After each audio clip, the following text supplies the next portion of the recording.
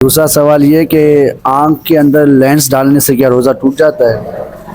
دیکھیں، اگر لینس میں لکوڈ ہوتا ہے، لینس میں نا اندر تھوڑا سا لکوڈ ہوتا ہے، اور یہاں پر ہمارے جو علماء کرام ہیں ان کی دو رائے. کچھ فرماتے ہیں کہ آنکھ اور ہمارا جو معدہ ہے نا، ان کے درمیان روٹ ہے، راستہ ہے، جس کی وجہ سے آنکھ میں اگر یہ ڈالے گئے، ہم نے لینس ڈالے اور وہ تر بھی تھے، اس پر تھوڑی سی تری بھی لگی ہوئی تھی، اب یہ تری ہمارے معدے تک پہنچے گی، لہٰذا اس سے روزہ ٹوٹ جائے گا.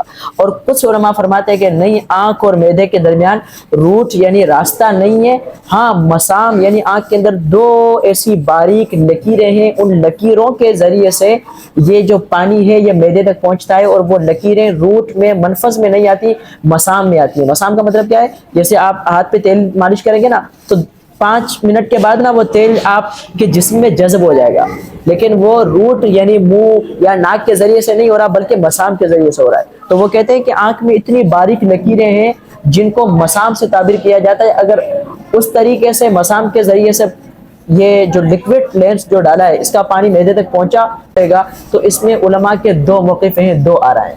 تو ہمارا یہی ہے کہ روزہ ٹوٹ جائے گا، ہمارا یہی ہے.